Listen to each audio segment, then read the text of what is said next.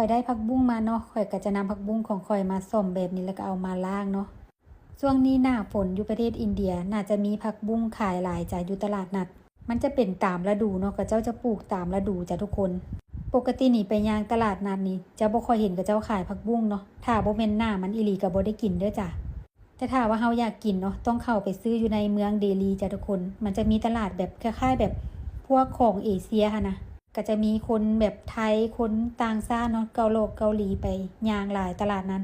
ก็จะมีผักคล้ายๆคือกับบ้านเฮาเลยจ้ะแต่ว่าเดี๋ยวนี้เนาะข่อยบ่จำเป็นต้องเข้าไปในเมืองก็ได้เนาะเพราะว่าแถวๆที่ข่อยพักอยู่ก็มีผักบุ้งให้กินคือกันเด้อช่วงนี้หน้าฝนพอดีก็น่าจะเป็นแบบหน้าที่กระเจ้าปลูกผักบุ้งจ้ะมื้อนี้เนาะข่อยคิดอยากเมนูผัดผักบุ้งทุกคนข่อยก็เลยเฮ็ดเมนูผัดผักบุ้งกินจ้ะเว้าไปเว้ามาข่อยก็ผัดผักบุ้งแล้วเนาะพอผัดแล้วก็มาตักใส่จานพร้อมเสิร์ฟแล้วเด้อ